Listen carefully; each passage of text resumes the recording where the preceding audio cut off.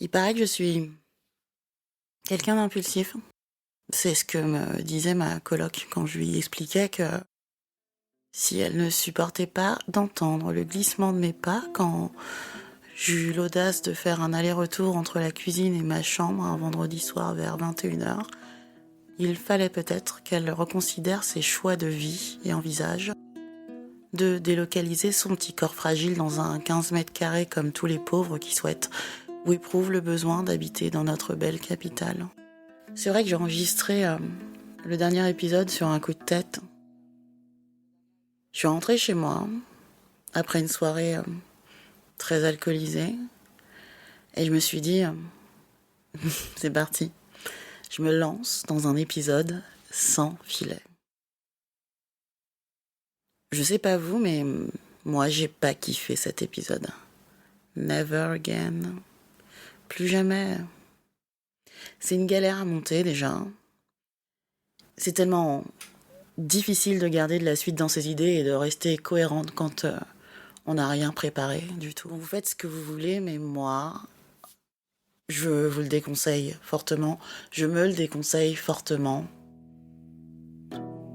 Enfin, si comme moi, vous êtes une personne profondément angoissée par le contact humain et que vous avez besoin de préparer consciencieusement ce que vous allez dire, je vous le déconseille aussi.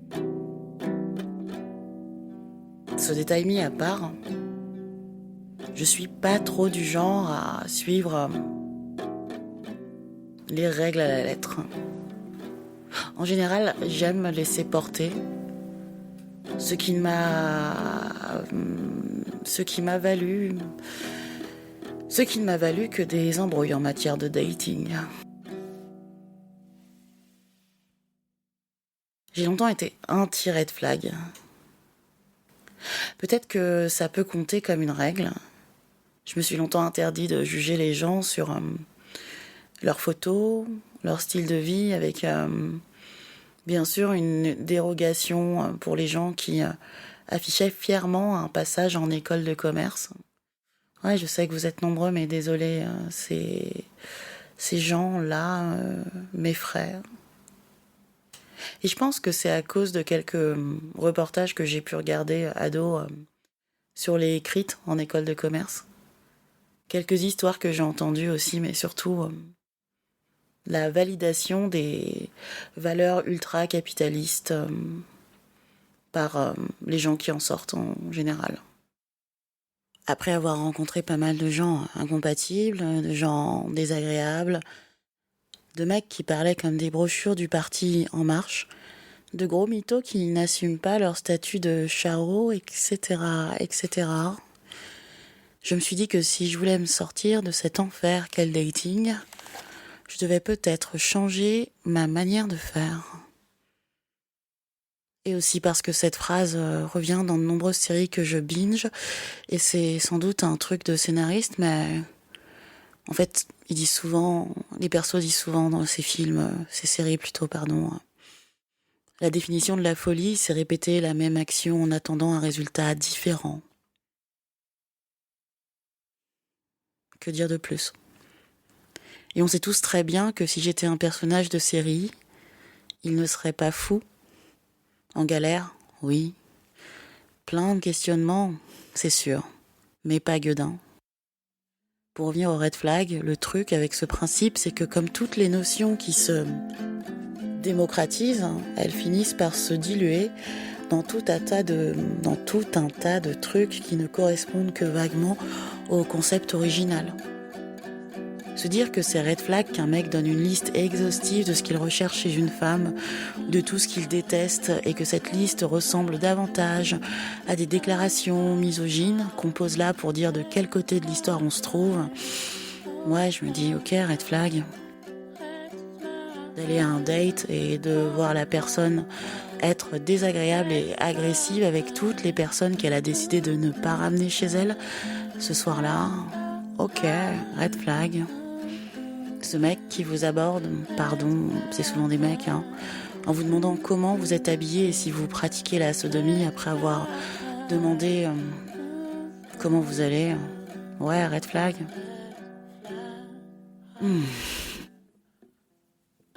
Le fait est que plus j'entends parler les gens de red flag, plus je me rends compte que chacun le met à sa sauce pour lui faire dire tout et n'importe quoi. Il avait une oreille percée, il habitait Boulogne-Billancourt, elle portait des Air Force rouges et noirs. Pas sûr que tout ça soit red flag. Donc sans vouloir tomber dans la dénaturation de concepts qui servent en premier lieu à identifier les prédateurs et les gens méchants, j'ai créé ma propre liste, en tout cas non, mon propre, c'est pas une liste, c'est plutôt... j'ai créé ma propre nomenclature. Ce serait plutôt non, next, pas dans cette vie. Tout ensemble ou chacun séparément. Non, next, pas dans cette vie. Et la liste est longue. Ce qui me laisse penser une fois de plus que je vais crever seule. Maintenant, je sais pas s'il est intéressant que je vous dévoile la liste de toutes les choses qui me font swiper à gauche ou cliquer sur une croix. Je suis plutôt changeante comme meuf. Il y a quelques mois, il m'était inconcevable de dater quelqu'un qui a des enfants, parce que je savais que je serais frustrée par le temps limité que cette personne pourrait me consacrer. Et puis, je me suis rendu compte qu'à mon âge, la plupart des gens ont des enfants. Faudrait peut-être que je fasse un effort. En revanche, je continue d'éviter les personnes qui habitent à plus de 20 km de chez moi. Je ne conduis pas et j'adore boire. Les personnes qui disent pratiquer la non-monogamie éthique, parce que c'est pas à moi d'entretenir ta vie émotionnelle et sexuelle pour rendre tolérable ta vie domestique en déréliction. Les gens qui se disent polyamoureux, même réponse. Je crois à des alternatives au couple traditionnel, mais pas à celle-là. Bon, je continue ma liste. Les personnes qui ne lisent pas, celles qui ont des photos de profil à moitié nues, ça ne présage rien de bon. Et surtout, rien de durable. Je dis ça comme si c'était moi qui choisissais au final, mais enfin, au moins ça m'en donne l'illusion. Je suis persuadée que les conditions sociales, économiques et environnementales dans lesquelles on évolue nous promettent un type de personne. Tout est joué à l'avance. Et je pense aussi que cela se joue de manière tellement subtile qu'il est difficile d'en avoir conscience. Après, je dis ça, mais je reste persuadée que ça a été théorisé par plein de gens plus intelligents que moi, mais visiblement, je lis pas assez. Bon, par exemple, en tant que meuf noire, je me demande souvent pourquoi je suis autant attirée par les hommes de type caucasien. Je suis attirée par tout un tas d'hommes, mais si je devais faire des statistiques, je dirais qu'ils représentent au moins 80% des hommes que j'ai fréquentés. Et pour moi, ça fait pas vraiment sens, parce que je suis souvent très critique des privilèges et des modes de vie qui caractérisent ces mecs-là. Ces mêmes privilèges et habitudes qui vont se transformer en problèmes et incompréhension si je ne me retrouve pas face à quelqu'un en mesure de les remettre en question. Comme c'est le cas pour la plupart des gens qui jouissent d'un privilège, blanc ou non. Ça peut également devenir une source de souffrance et d'inquiétude. Ça peut être difficile de partager sa vie intime avec une personne qui traverse la vie en rencontrant moins d'obstacles ou qui ne croit pas à ceux que vous dites rencontrer. Je sais bien que je parle avant tout d'attirance physique, mais pour moi, elle est intrinsèquement liée à la personnalité et à la façon d'être. C'est un peu la même chose, non ? Personnalité et façon d'être.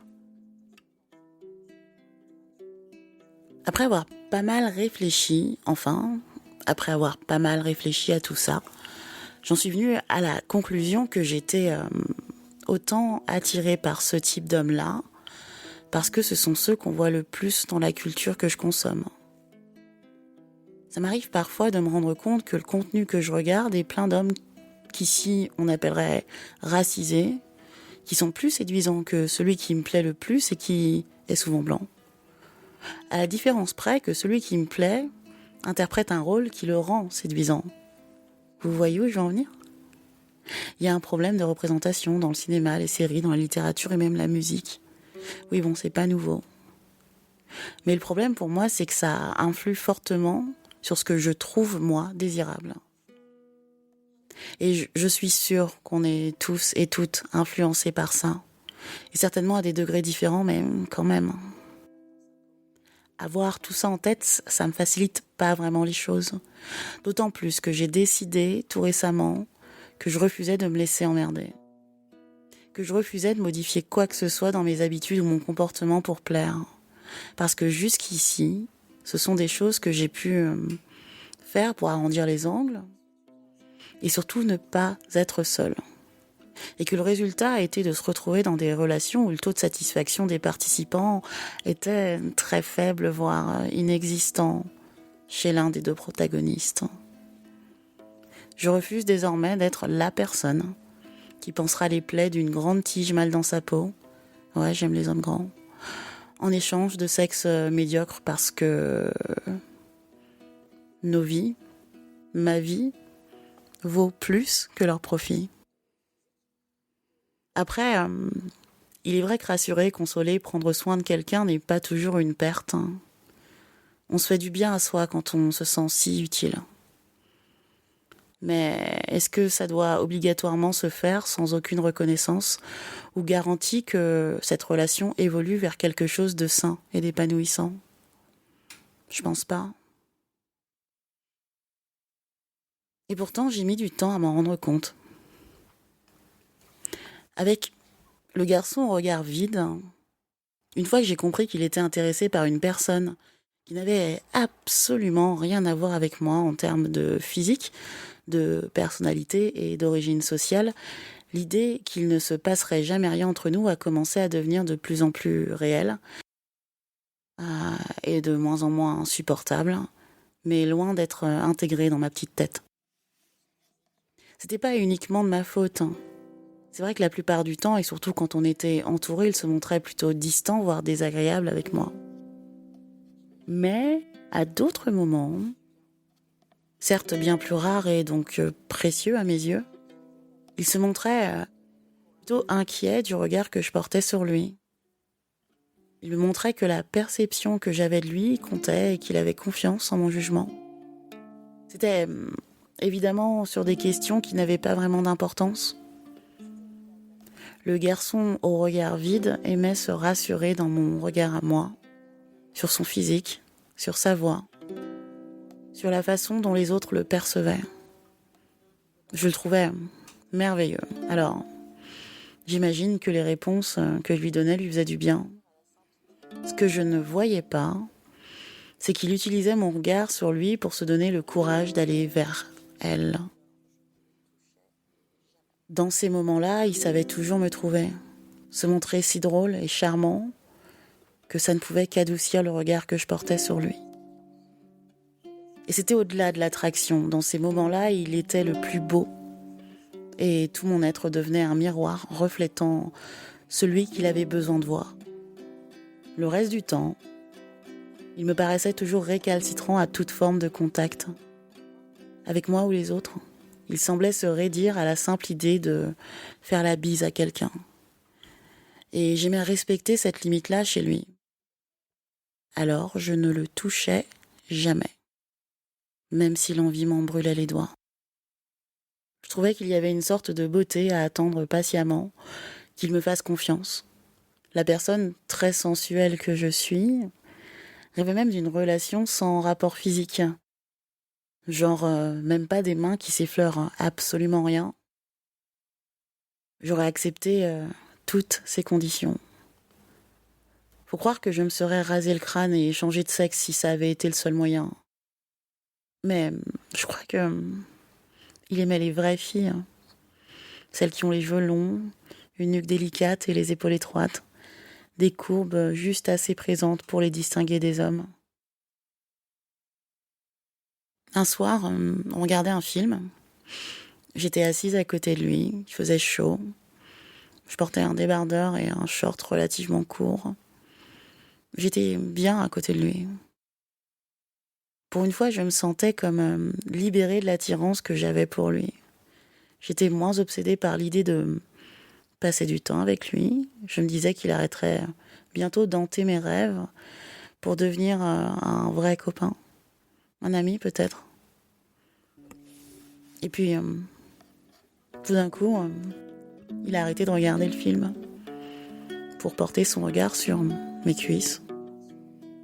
Copain en devenir ou pas, c'était gênant. Maintenant, je pense que c'est pire, mais à cette époque, j'avais ces cuisses à la fois dodues et puissantes, capables de me porter loin et longtemps. Peut-être, mais qui étaient peut-être 3 fois plus épaisses que celles de cette fille qu'il poursuivait depuis des semaines. Bien sûr que j'imaginais qu'il les trouvait monstrueuses. Ce qui est drôle, c'est que je pense qu'on peut fixer tout autant une chose qui nous dégoûte qu'une chose qui nous fascine. Et parfois on ressent même le dégoût et la fascination en même temps. Enfin, sans lâcher mes cuisseaux du regard, il a fini par passer son index sur ma cuisse gauche, en faisant remonter son doigt jusqu'à la limite imposée par mon short. Un simple glissement, une caresse d'une légèreté chirurgicale qui dura à peine 2 secondes. Il n'a pas complimenté la douceur de ma peau. Il n'a pas fait de remarques sur l'impressionnante fermeté de mon quadriceps. Ce geste et plus rien. Il est retourné à son film et moi, à ma passion. Pour lui.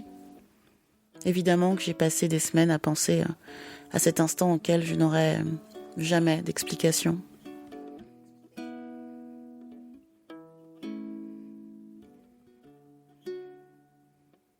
C'est la fin de cet épisode. Merci de l'avoir écouté. D'habitude, je vous dis que si vous aimez les digressions non disruptives sur le dating et les autres choses de la vie, un podcast qui pourrait avoir un meilleur titre et qui en cherche toujours un, d'ailleurs, si vous voulez, vous pouvez complètement m'envoyer vos suggestions.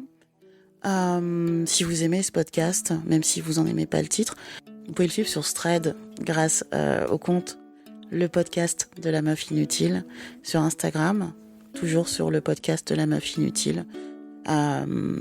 Partagez-le, mettez des petites étoiles, parlez-en autour de vous et partagez-le.